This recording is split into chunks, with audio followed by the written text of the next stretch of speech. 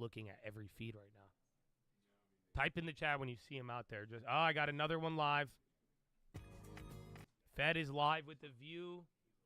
Okay, let's see which one wins. All right, I got two good ones right now.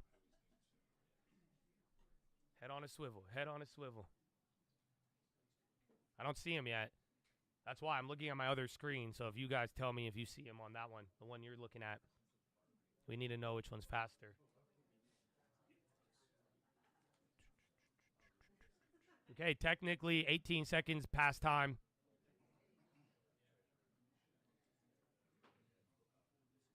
Where are you? I don't see anything.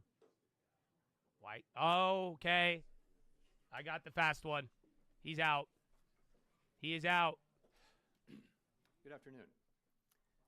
My colleagues and I remain squarely focused on achieving our dual mandate goals of maximum employment and stable prices for the benefit of the American colleagues people. And I remain squarely focused on achieving our dual mandate goals of maximum and has made significant progress toward our goals over the past 2 years. Yeah, it's the fast one.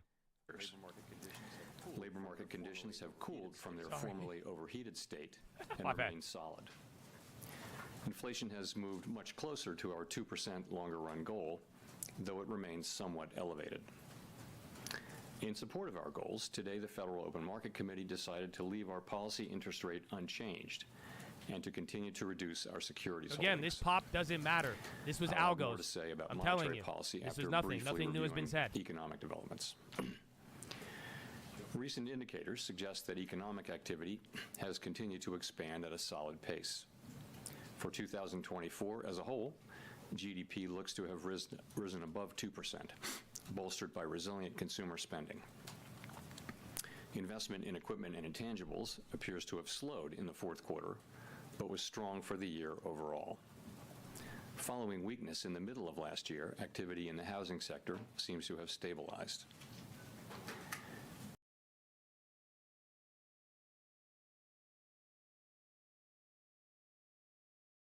Following earlier increases, the unemployment rate has stabilized since the middle of last year, and at 4.1% in December remains low.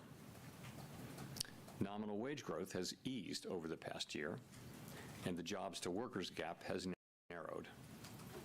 Overall, a wide set of indicators suggest that conditions in the labor market are broadly in balance. The labor market is not a source of significant inflationary pressures.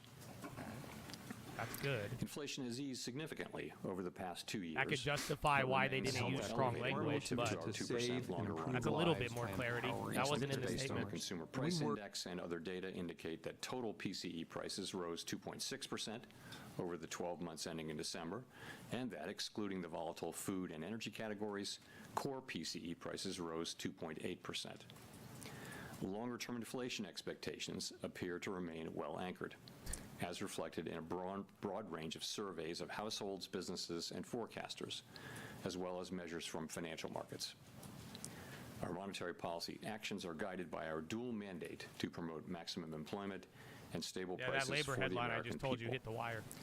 We see the risks to achieving our employment and inflation goals as being roughly in balance, and we are attentive to the risks on both sides of our mandate. Over the course of our 3 previous There's meetings, room for we lowered dovishness. our policy rate by a full So percentage far. point from its peak. We don't know yet. That recalibration of our policy stance was appropriate in light of the progress on inflation and the rebalancing in the labor He's market. about to say, but it's reversed. With our policy stance significantly less restrictive than it had been and the economy remaining strong, we do not need to be in a hurry to adjust our policy stance. At today's meeting, the committee decided to maintain the target range for the federal funds rate at 4.25% to 4.5%. We know that reducing policy restraint too fast or too much could hinder progress on inflation. At the same time, reducing policy restraint too slowly or too little could unduly weaken economic activity and employment. In considering the extent and timing of additional adjustments to the target range for the federal funds rate, the committee will assess incoming data, the evolving outlook, and the balance of risks. Assess. We're not on any preset course. As the economy evolves, we will adjust our policy stance in a manner that best promotes our maximum employment and price stability goals. If the economy remains strong and inflation does not continue to move sustainably toward 2%, we can maintain policy restraint for longer.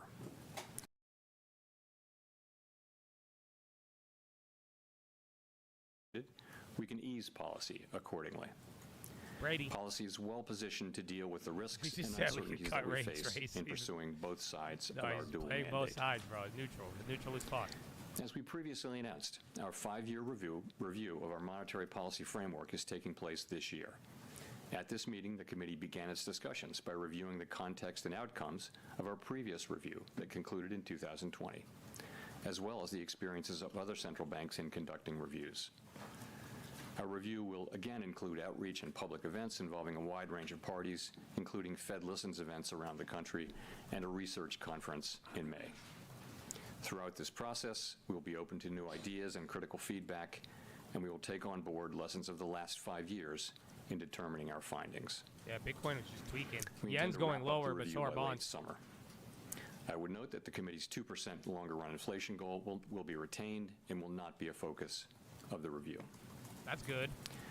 The Fed has been assigned 2 goals Not for raising monetary neutral. policy: maximum employment and stable prices. Dollar We ripping. remain committed to Not supporting off anything maximum he's saying. employment, bringing inflation sustainably to our 2% goal, and keeping longer-run inflation expectations well anchored.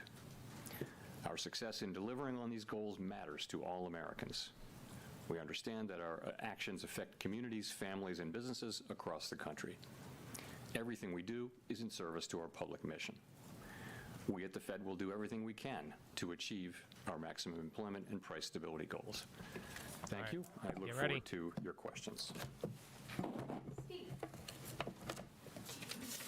Chairman, Steve Leisman from CNBC. Mr. Chairman, anyway, the president said he'll demand that interest rates drop immediately. First, Has he done this to you? Has he made that demand? Secondly, what is your response to that? And third, what effect, if anything, if any, does a president making these kind of remarks have on policy? Thank you. again, this is a question about 3 Fed questions. independence. I'm seeing it really as one question, though. So I'm not going to have any Yeah, it's been their response favorite or question for comment 3 months. whatsoever on what the president said. It's not appropriate for me to do so. The public should be confident that we will continue to do our work as we always have, focusing on using our tools to achieve our goals and He's going to really dodge keeping this our one. heads down and doing our work, and that's how we best serve the public. Can you just comment on Dodge. whether he's physically communicated this demand to you? I've had no contact. Dodge. Nick Timmeros, The Wall Street Journal. Chair Powell, you and several of your colleagues said around the time of the last meeting that your policy stance was meaningfully restrictive. Given economic and financial market developments since then, how has your confidence changed in Yeah, an bullish, assessment no that says contact. I interest mean, rates algos are taking it. meaningfully restrictive? That's crazy. I don't think that my assessment really has changed. I mean, a couple of things have happened. We've gotten more strong data, but we've also seen No, I think they rates liked the move no up at the long contact end, comment. which could I didn't represent see that tightening coming. financial conditions. I think Yeah, if we market look really back liked that. over the past year or so, we can see that policy is restrictive. If you look at the effect of high rates on interest-sensitive spending, for example, in housing, This could move and bonds, if this you look at the question. achievement of our goal variables, we're seeing the economy move toward 2% inflation and has moved largely to maximum employment. So we really look at the movement toward the goal variables to make that assessment. Now, policy is meaningfully less restrictive than it was before we began to cut. It's 100 basis points less restrictive, and for that reason, we're going to be focusing on seeing real progress on inflation, or alternatively some weakness in the labor market before we consider He just said we're making adjustments. not restricted, If I which could is follow obvious, up, but still, does the he economy usually here dodges. warrant meaningfully restrictive dollar interest drop. rates? And would you judge interest rates to still be meaningfully restrictive if you were to lower them by another quarter point? Wow. So I think our policy stance is very well calibrated, as I mentioned, to Hold on. balance the achievement of our two goals. We want policy to be restrictive enough to continue to foster further progress toward a 2% inflation goal. At the same time, we don't need to see further weakening in the labor market to achieve that goal, and that's kind of what we've been getting. The labor market has really can been you cut broadly rates stable. The and unemployment still be rate has been restricted? broadly stable now for 6 months. Conditions seem to be broadly in balance, and I'd say you look at the last couple of inflation readings, and you see we don't overreact to too good readings or too bad readings. Yeah, you but overreacted last nonetheless, time. The last couple of readings have suggested, more positive readings. So I think policy is well positioned. Okay, he didn't answer it, but it was that kind of felt dovish. Yeah, that was a very dovish question. Asking if he could cut rates. How should we interpret the removal of the line from Yeah, the that was statement good. that inflation has made progress was towards good. the 2% goal? Is that no Yeah, longer look, the you're already case? back up. No, so let me look. If you just look at the first paragraph, we did a little bit of language cleanup there. We took out a reference to since earlier in the year. Listen, language. As it related to the labor market. Yeah, that's the one I wanted. We just chose to shorten that sentence. Why? Again, I mean, if you look at the sort of intermeeting data, it was good, and there was another inflation reading, I guess, just before the December meeting. So we've got two. Yeah, good big. I'm readings telling you, in a that row that read. are consistent He with came 2% off inflation. dovish, bro. Again, That was a we're not dovish gonna question, and overinterpret it too sounded good. Or good. too bad readings, but Even now. this was not meant to send a signal. There you go. Other than this, you can Listen. take away from all of this that we remain committed. His talk is to making that statement achieving our dovish. 2% inflation goal sustainably. He's just said it. He said we didn't do it to signal anything. We just wanted to shorten it. Expectations across a number of measures rise sharply. Everything back to which back in has part sounded been good linked to so far. tariff concerns, but there's also been this encouraging data that you mentioned in terms of CPI and rent But now you're indices. back to start, so don't get too jumpy. How would you characterize concerns about upside risks to inflation across the committee, Okay, this is a especially good those question. tied to policies related to the Tariffs. Trump administration? Yep. Okay, here's your tariff question for inflation. I'd say you see expectations moving up a little bit at the short end, but not at the longer end, where it really matters. And those could be related to what you mentioned, some of the The new short end policies. expectations are high, not long end I think for where inflation. the committee is very much in the mode of waiting to see what policies are enacted. We don't know what will happen with tariffs, with immigration. Be careful. Don't get too jumpy. with The fiscal bonds ain't playing policy, along, big and homie. with regulatory policy. You might have a surprise in We're store. only just Or he beginning to gets see, more actually bullish are and not bonds really catch beginning up. to see much. And I think we need to let those policies be articulated before we can even begin to make a plausible assessment of what their implications for the economy will be. So we're going to be watching carefully, and as we always do, this is no different than any other set of policy changes at the beginning of an administration. We'll patiently watch and understand, and kind of not be in a hurry to get to a place of understanding what our policy response should be until we see how it plays out. Michael McKee. Michael McKee from Bloomberg Television and Radio. You and your colleagues normally condition future policy moves with the phrase, if the economy develops as we anticipate. Is it fair to say that since there's a lot unknown about what this administration's fiscal policies are actually going to be, that you don't have a medium to long-term economic forecast that you can have confidence in? Or if that's not true, can you lay out what you think is going to happen in the economy, how you see it developing? Well, at all times, forecasts are conditional at a minimum on just a set of expectations, and they're highly uncertain in both directions. We know that economic forecasting is really difficult beyond just a month or two out. So I'm not in the muted. current That's just not a- situation, there's an probably odd some question. elevated The other ones were because more on point of, for what we were looking for. That's why we got significant policy reaction. shifts in those four areas that I mentioned: tariffs, immigration, fiscal policy, and regulatory policy. So there's probably some additional uncertainty, but that should be passing. We should go through that, and then we'll be back to the regular amount of uncertainty. So, what forecasters are doing, not just us, but everybody's doing, is they've got sort of just a set of assumptions about what might happen, but they're really kind of in the nature of a placeholder, and meaning, He's taking the over. plausible could be, but honestly, you wouldn't stand behind it because you just don't know, and so you're just on hold waiting to see what comes down. So the SEP didn't it's matter a very last large economy, and policies affected at the margin, but we're going to wait and see. If I can follow up, the idea that you feel that policy is restrictive suggests that the Fed in general wants to continue to lower interest rates. So when you look at the data that you are dependent on, are you looking for data that tell you that you can cut, area that will tell you you should hold? That's a good question. You know, we're Dodge, we're looking, dodge. It's more the way it works is Yeah. we are looking at the data to guide us in what we should do, and you know that's what we do. And right now, we feel like we're in a very good place. Policy's well positioned. Yeah, The he's being economy's in neutral quite a on good path place, actually, forward, as well. and he clarified more And, dovishness on the what we statement. do expect is to Are you see following? further progress on inflation. And, But he won't answer you future. know, as I mentioned, as we see that, or He'll if tell we you were what to he see meant, but he weakening won't of the tell labor you what he market, wants that to could do foster for rate we'd cuts then or be in a hikes. position of making further adjustments. But right now, we don't see that, and we see things as in a really good place for policy and for the economy, and so we feel like Juniper we don't need to be in a dying, hurry they were part of a to make buyout. any adjustments. Watch if that fails. Howard. That's random. Howard Schneider with Reuters. Thank you very much. In 2021 at a central bank conference, you said, quote, throughout my career in both public and private sectors, I've seen that the best and most successful organizations are often the ones that have a strong and persistent commitment to diversity and inclusion. These organizations consistently attract the best talent by investing in and retaining a world-class workforce.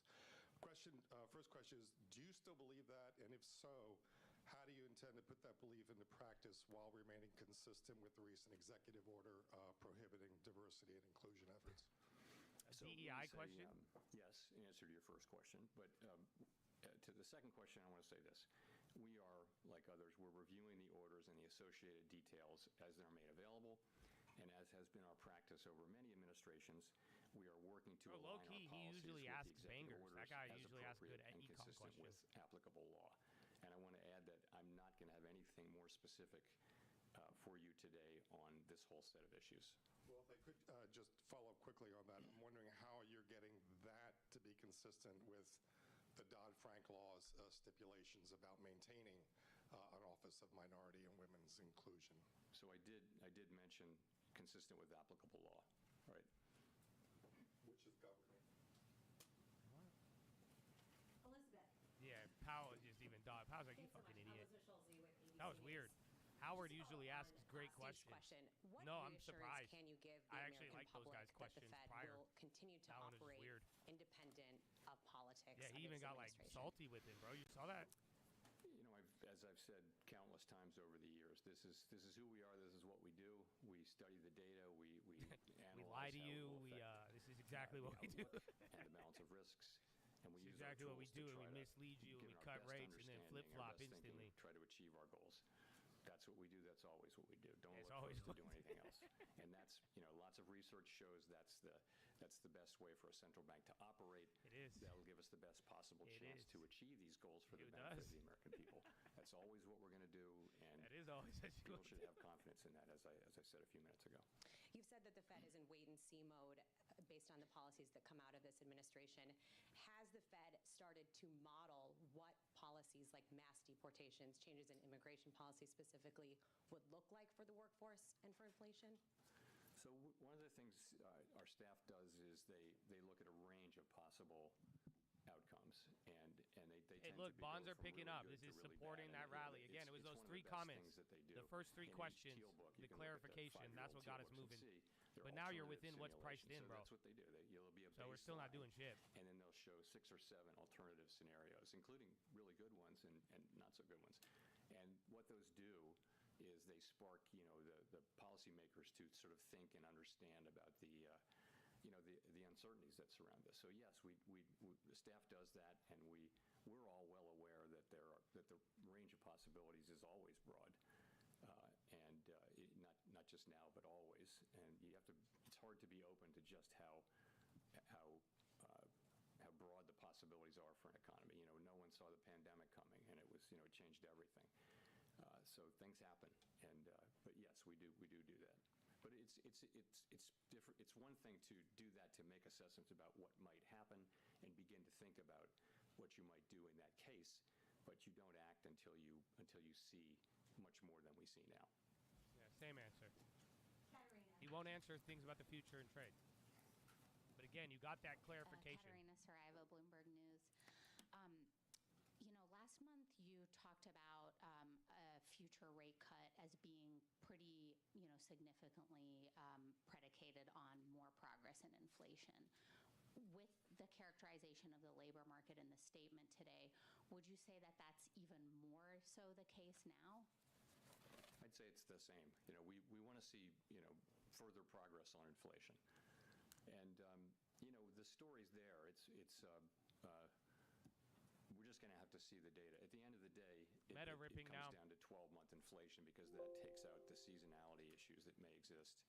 And, we're just going to need to see that. We think we see the pathway for that to happen. One example, a key example, is that you now do see owner's equivalent rent and housing services, the way it's calculated for PCE. You see that coming down pretty steadily now, and that's the place where most of the remaining gap is.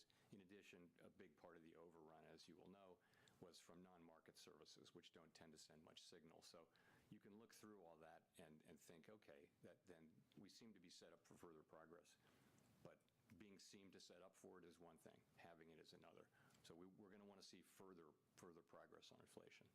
Remember, we're not, we're under 2%, but our goal is 2%, and we do mean to get back sustainably to 2%. And in terms of the labor market, I mean, how is that broadly, you said a broad set of indicators show that it's in pretty solid place. Was there broad agreement on that? There's been a few underlying indicators that are showing perhaps some weakness, right?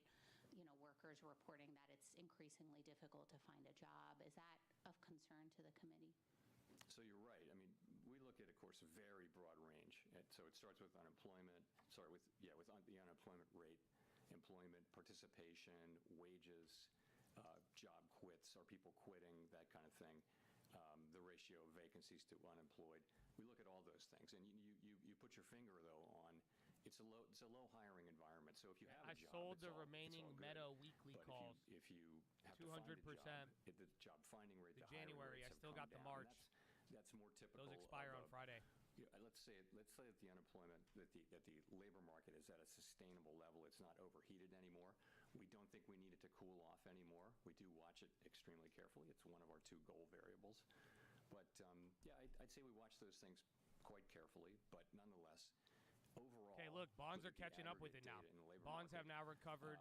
SPY recovered. The labor market does Again, seem those to be first pretty three stable comments and broadly and the in clarification, balance when you're you've still got riding on that. An unemployment rate that has been pretty stable now for a full I'll answer that half question year. after, Jim.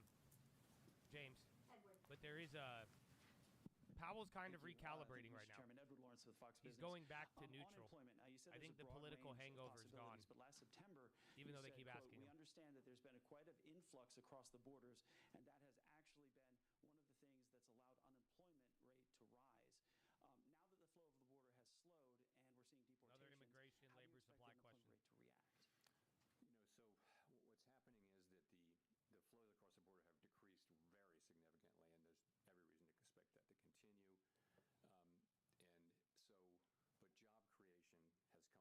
But job creation has come down a bit too. So if those two things come down together, that sort of can be a reason for the unemployment rate to stabilize. In other words, the break-even rate, as population growth slows, the break-even rate that you need in new jobs to make jobs for workers declines as well. So that seems to be something about what's happening. You do see a very flat unemployment rate at a time when He doesn't want to say it, but he seems like he doesn't. I want to ask you about Fed employment. It doesn't seem like immigration is his concern with the labor market. Musk alleges that the Fed is, He doesn't quote, want to say it absurdly explicitly. overstaffed. That's what that We've seen sounded the like. executive branch push to reduce the federal workforce. I just want to get your reaction. Everybody's asking this damn question. We run a very careful budget process. We're fully aware that we owe that to the public, and we believe we do that. I've got no further comment than that. Thanks. Chris Rugaber at Associated Press. President Trump has said he will lower inflation by reducing gas and energy costs. Do you see such costs as a particular driver of think inflation? he's racist? Would lowering them have a dramatic effect? Chris, I'm not going to react or discuss anything that any elected politician might say. So I'll give you a mulligan. Yo, get me that press pass, dog. Nearly 2 weeks ago, the Fed said it was withdrawing from the network for greening the financial system, even as we have significant wildfires in Los Angeles doing billions of dollars in damage. And of course, the NGFS, as you know, is a group to talk about how the financial system could address climate change.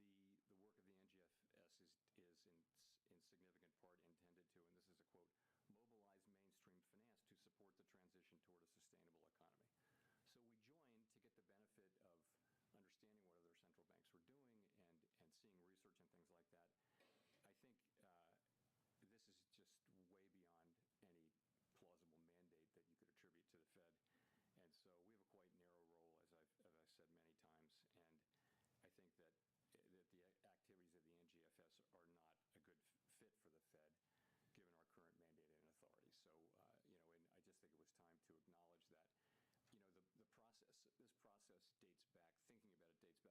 I made the decision to bring this to the board, some months ago. Equity's moving without bonds. The process just took. That's not off that time question. To get That's here, just movement. And this is when we got it and voted on it. So, and I'm aware of how it can look, but it was really again. You've moved a tenth of a percent from the statement now. Disconnect between the work. So we're of just the back to like NGFS neutral. and our mandate. Other central banks have different mandates and belong to the NGFS. We have no criticism of them, but it just isn't. It's not right for the Fed.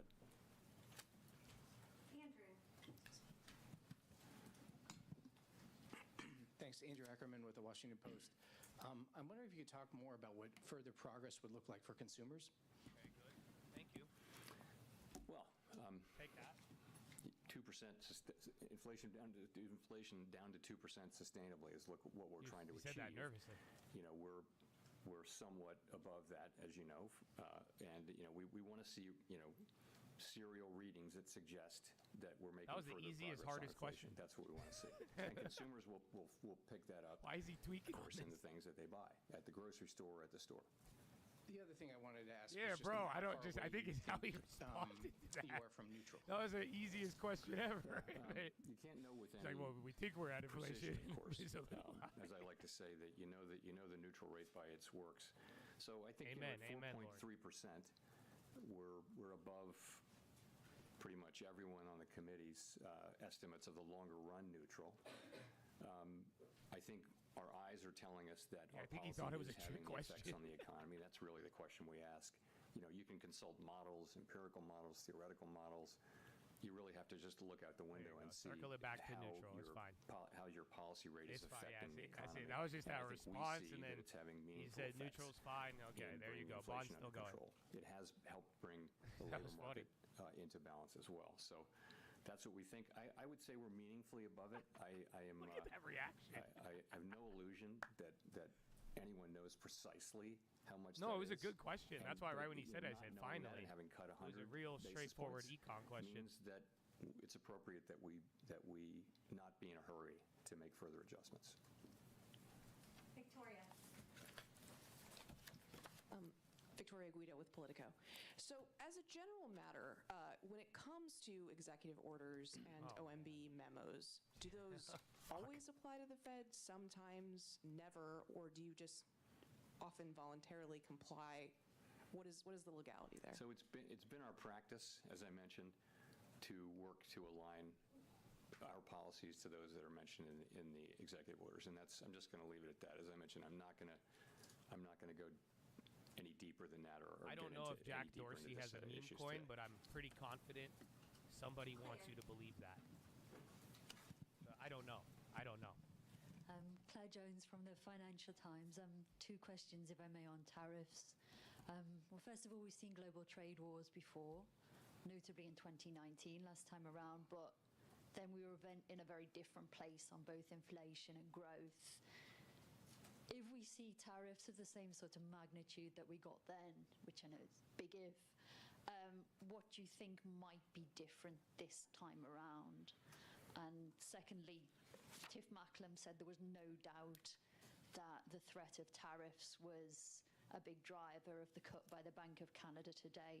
What sort of information would the Fed need to see on tariffs before it was willing to take such a preemptive Good question. move? That's the best one.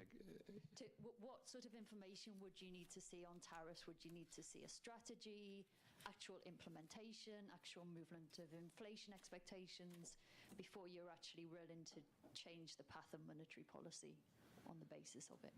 Yeah, so first of all, things are a little different now. We've just come through a high inflation period, and you can argue that both ways. You can say that companies have figured out that they do like to raise prices, but we also hear a lot from companies these days that consumers have really had it with price increases, and so I don't know how that shakes out. Nonetheless, you're coming through a situation where we're not quite back to 2%, and that's just different.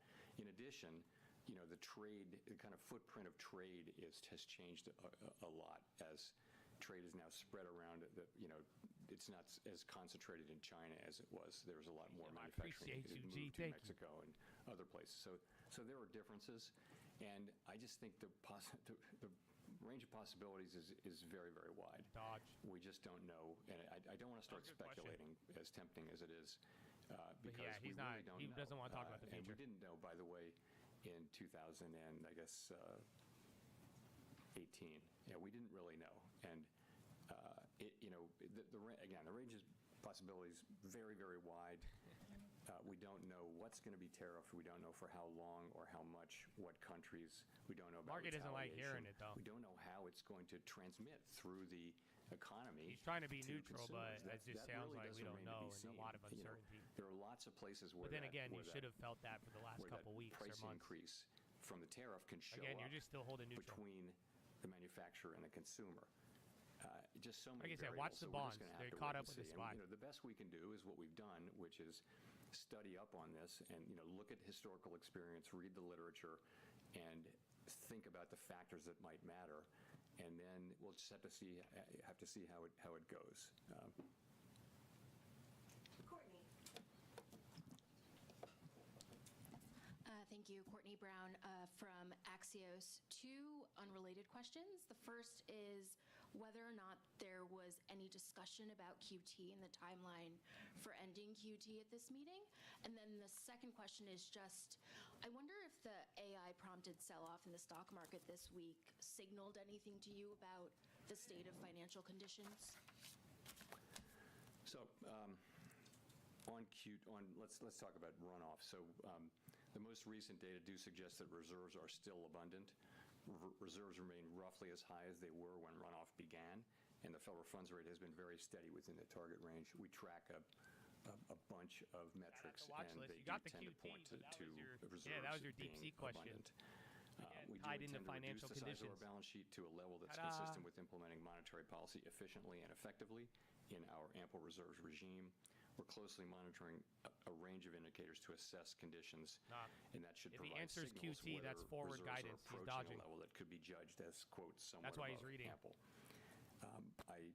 I don't have anything to say to you about particular dates. It's just that's the process, and what we see is that rates do appear to be abundant. As always, we stand ready to take appropriate action to support the smooth transition of monetary policy, including to adjust the details of our approach. It's a hard reducing question the size because of the balance Canada sheet just did it. in light of But again, economic this whole and financial theme, he's been trying to avoid future guidance. So you can't talk on about AI, QT it's a without big event talking in, guidance. in the stock market and in Here's your deep sea particular question. parts of the stock market. It'll work itself what out. really matters for us is macro developments, and that means substantial changes in financial conditions that are persistent for a period of time. So I wouldn't put that label on these events, although, of course, we're all watching it with interest. Oh, he said he's watching with interest. But there you go. That was the deep sea question I expected. Thank you. You mentioned in your remarks It had that activity in financial the housing conditions. sector seems to have stabilized. At the same time, since your first rate cut in September, long-term mortgage rates have gone up by a full percentage point back above 7%. The first time in history. I'm wondering, kind of looking forward, are you confident that activity will remain stable? Never have given you how cut elevated rates mortgage 100 are? basis points. How does it fit and into then your 6 broader months thinking later, about the rates are economy? higher. That's never happened. So, as you know, Ever. as we've reduced our policy rate 100 basis points, longer rates have gone up, not because of you lied. expectations, not principally because of expectations about our policy or about inflation. It's more a term premium story. So, and it's long rates that matter for housing. So, I don't think I think these higher rates are going to they're probably hold back housing activities to some extent if they're persistent. We'll have to see how long they persist. So interesting. We You said control rates an should slow overnight down rate. housing Generally, it if they propagates persist. through the whole family of asset prices, including interest rates. But in this particular case, it's all happened at a time when, for reasons unrelated to our policy, longer rates have moved up. Jennifer.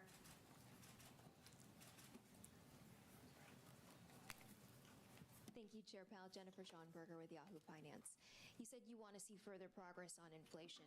Given that households appear to be unhappy with the elevated level of prices, do you believe the committee should wait until inflation has fallen back to target to cut rates again? No, I wouldn't say that. We've never said we need to be all the way at target to reduce rates. At any time, what we're doing is we're looking at the economy and asking whether our policy stance is the right one to achieve maximum employment and price stability. So I think if we would want to see further progress, but no guidance. But we think our, as I mentioned, we think that our policy stance is restrictive. Bond's not moving on that, though. Restrictive, not It's highly dovish, restrictive, but only meaningfully equities for restrictive. now. And so I would think we need to see further progress. I wouldn't say all the way back down to 2% on a sustainable basis, although we'd love to see that, of course, and we will.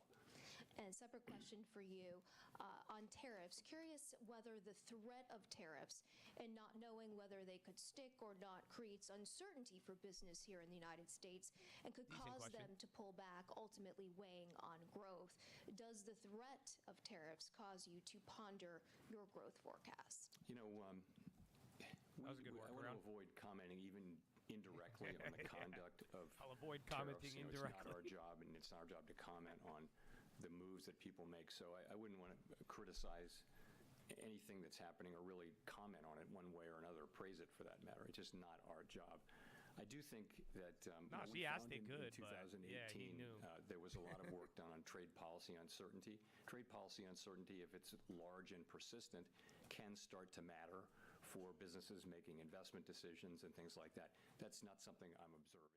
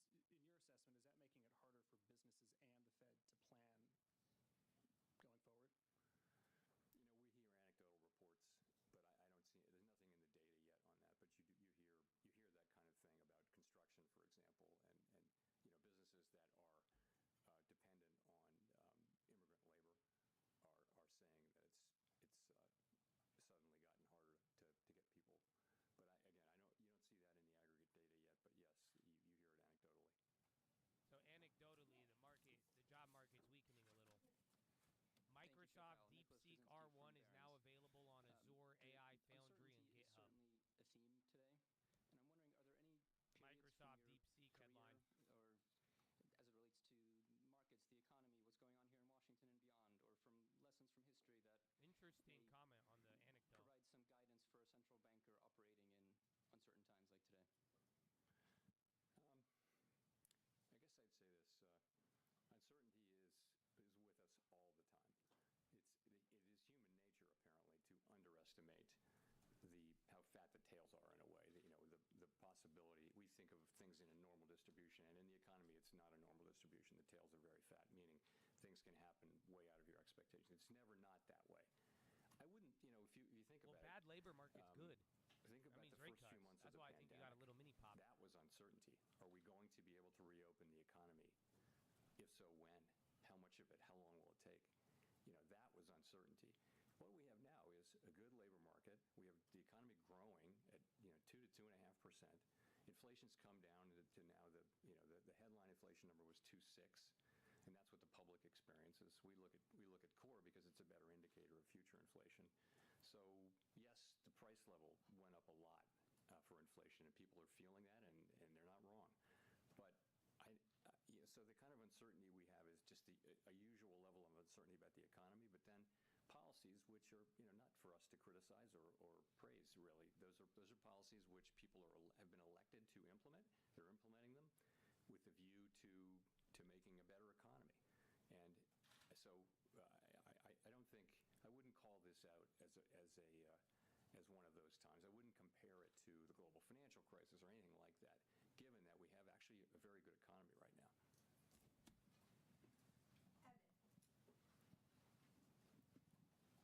Evan Reiser with Market News International. Chair Powell, is a March cut still on the table? And then additionally, are you looking to see better than expected data on inflation to cut? Or are you looking for inflation data that roughly aligns with current forecasts? He's not going to answer that shit. So, as I mentioned, the economy's strong, the labor market's solid, downside risks to the labor market appear to have abated, and we think disinflation continues on a slow and sometimes bumpy path. That tells me, and the other members of the committee, the broad sense of the committee actually is that we don't need to be in a hurry to adjust our policy stance. Your second question was? Whether or not you need to see better than expected inflation data or just inflation data that roughly aligns with your current forecasts. It's one of those things we'll know it when we see it, but the expectation is that we will get a little candle. You want to answer, but he ain't going to answer it. That's what we want. We'll know it when we see it. It's going to have to be something that isn't just idiosyncratic. You're going to want to see, continued progress with housing services inflation. You're going to want to see inflation behaving that's not in a what way you did that 3 builds months ago, confidence sir. that we are really making progress. That's what it's going to be. And is that better than our expectations? If we expect to see that, it's just a question of when. So they want to keep lowering rates. Chair They Powell, just Scott don't Horsley know from when. NPR. In your 5-year review, you said the 2% inflation target won't be on the table. Can you talk a little bit about why? Is that because you think that's the right target, or is it because you don't want to move the goalpost mid-game, or what's behind that? I think that goal has served us well over a long period of time. It's also the sort of global standard. I think that if a central bank wanted to look at changing that, you wouldn't do it at a time when you're not meeting it anyway. I would not look at changing it anyway, but I certainly wouldn't look at it at a time when you're not meeting it. I mean, there's just no interest at all in changing it. If I'm being at all unclear, we're not going to change the inflation goal anytime soon. And 5 years ago, if I can paraphrase what y'all decided, it was you're going to not raise interest rates preemptively to head off inflation until you see sort of the whites of the eyes of inflation, because the solid labor market was so beneficial. Have the last few years changed your thinking about that? So what we really said was that that's a good question. We wouldn't look at a strong labor market Is this kid and ease rate hike raise fears? rates unless we saw some evidence of inflation. So the thought was that we'd seen really low levels of unemployment with no sign of inflation. So why would you preemptively want to put people out of work in the absence of any kind of any evidence that suggested that this was not a sustainable level? It was a way of acknowledging how much humility we have about the starred variables, especially U-star, the natural rate of unemployment. So that was request that again. That'll be one of the many things that we discuss, but I don't think that insight is wrong. We didn't, we said, what we said was that, at times when inflation persistently undershot 2%, we would likely allow inflation to run moderately above 2% for some time. That's what we said. That turned out not to be relevant to what actually happened. There was nothing moderate about the overshoot. It was an exogenous event. It was the pandemic, and it happened. And our framework permitted us to act quite vigorously, and we did once we decided that that's what we should do. The framework had really nothing to do with the decision to. We looked at the inflation as transitory, and right up to the point where the data turned against that. And when the data turned against that in late 21, we changed our view. X, we raised United rates a lot, Steel, and here we are, probably with something related to the 4.1% buyout. Yeah, unemployment and no headline yet. inflation That's way moving down. though. First 2 minutes. But First the minute. framework was Be careful more with that one though. A lot of back and than forth. anything else. That part of it was irrelevant. The rest of the framework worked just fine as we used it, as it supported what we did to bring inflation down. Go to Mark for the last question. Last question. Hello, Chairman Powell. Mark Hamrick with Bankrate. As you know, in the annual report from the Financial Stability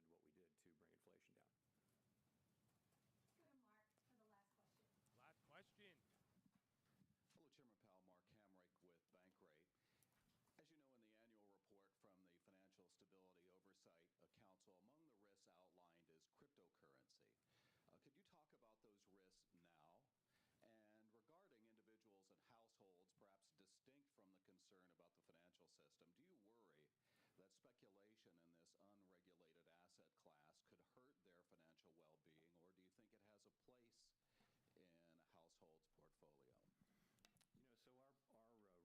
in this unregulated asset class could hurt their financial well-being, or do you think it has a place in a household's portfolio? So our role with Bitcoin really is to look at, with crypto, really is to look at the banks, and we think it's banks are perfectly able to serve crypto customers as long as they understand and can manage the risks, and it's safe and sound. A good number of our banks that we regulate and supervise. He said Bitcoin. He does not seem offended. The threshold said it's has up been to the a banks. little higher for banks engaging in crypto activities. And that's because they're so new, and that's a we little don't new want to make for the mistake. Powell. If you're making a choice to conduct that activity inside a bank, which is inside the federal safety net with deposit insurance, then you want to be pretty sure that it's a safe and sound activity. So, we're not against innovation. I wouldn't call it full bull, but he's to take actions that would cause. I don't think I've ever heard him say that. To terminate customers who are perfectly legal, just because of a little bit of a tone shift, maybe related to that's actually kind of wild. Regulation and supervision. So. And with respect to households and their inclusion in that asset class, that's kind of it's not really our bailiwick. You want people to be knowledgeable about the financial engagements that they have. I agree. And that's why at least you won't sound behind when all the banks adopt it. It's why if you read that could just be out of caution or with the whole vibe individual stock prospectus, you want households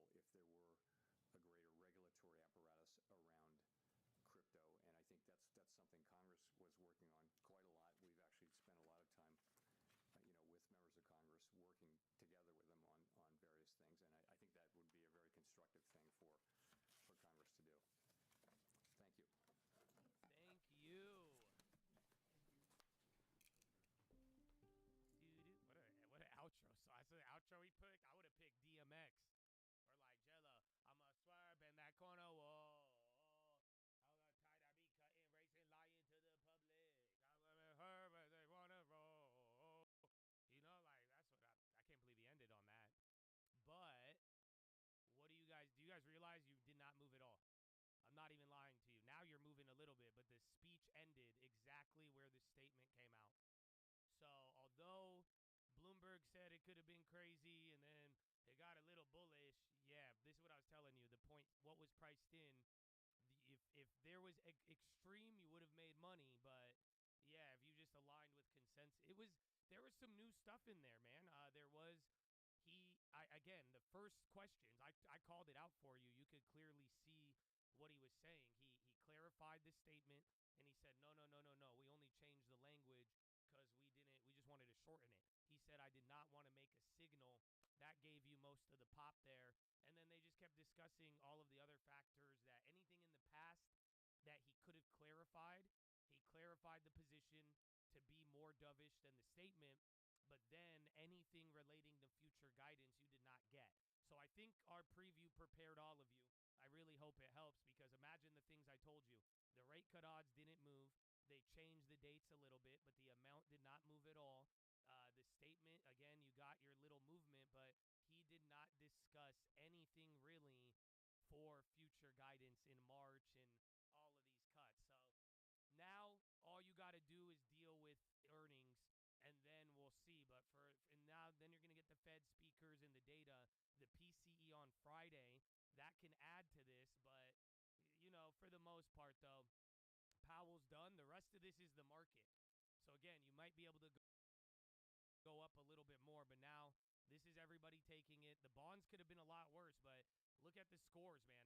Look at the board right now. 0.3 on the SPY, 0.12 on the bonds for all day, but this is tiny. This is all very, very small right now. So we'll see where it leads, but if anything, now you guys got to get ready for earnings. So I'm already one step ahead of you. If you go to my Twitter, there's a couple of big earnings today. I only posted the main ones. But if you go to Real Colt News on Twitter, I have the previews for Meta, Microsoft, IBM, LRCX, and Tesla. Okay? There's a couple of others that I didn't put up there, but I think like ServiceNow, that's another one that could move. As UPS and Love in the morning, I have to get those. If you want any more, you guys got to request them, and you got to give me a second to get them, and I can post them on Twitter. But yeah, those ones that I already posted, I think that's where you're going to get the action, minus ServiceNow. I was just being lazy, but I do think ServiceNow might be able to work. But we'll find out. But either way, that's the thing. You got to realize that's going to move you now. Yeah, even if the market gets a little bit of a green light right now, don't make the mistake. I'm telling you, man, Meta, all the analysts, everybody eased up the whole DeepSeek stuff, but there's a lot of analysts that put an asterisk above earnings. So Microsoft, Azure AI, Meta, Llama AI, CapEx, and then Tesla, all of these have an AI link, bro. So if we want any answers to this whole thing, this is either going to confirm or, make a lot of things either better or worse for some of these AI fears that we have been having as of late. So coins on the high too, and Robinhood, again, we're getting back to the high, but I would argue this was kind of a dud. I mean, you got a little bit of new info.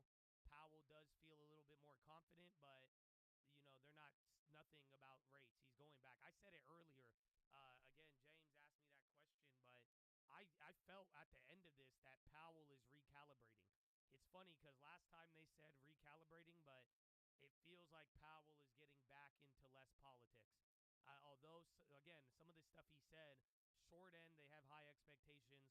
Long end, they think is fine. But the way he got back to being very neutral, that reminded me of Powell before all of the political BS. I think he's getting back to that. He'll confirm what's already happened, and then that's it. Is Bitcoin going? That Bitcoin phrase was crazy. Yeah, I'm telling you, I've listened to Powell for, almost a decade now. And literally, I don't think he's ever really had a positive tone shift towards Bitcoin like that. The fact that he kind of, punted to the banks, that's usually he just doesn't say shit about it. That's why I'm very surprised with that. So there might be a follow-up with that, honestly. I like the Betos sometimes, but they get difficult. Oh, is it at the same price? That's crazy. I don't know. Yeah, I can't recall any time he's even pronounced Bitcoin, to be honest with you.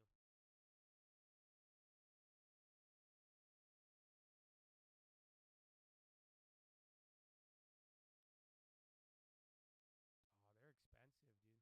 You could do a spread. That might hit. Only that's gonna fill.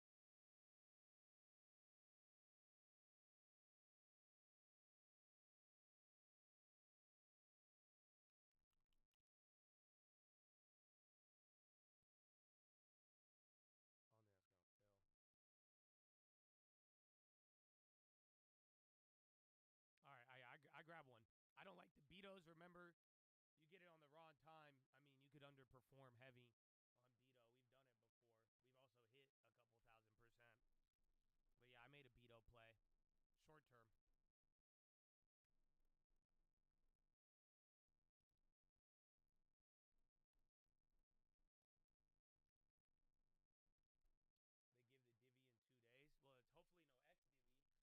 ripping. Again, I think, bro, I'm saying it out loud. That's why I'm like, bro, I don't think I've ever heard Powell. I said it right away, but I really don't think I've heard Powell ever utter the word Bitcoin.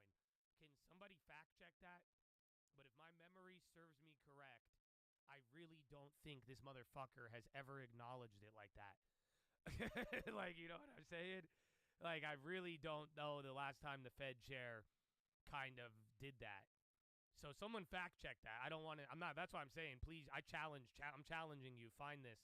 Yeah, he's always said crypto. I don't think he's ever uttered the words Bitcoin. Yeah, or digital gold. I don't think he's ever fucking said Bitcoin. So not a recommendation. I bought it. I only put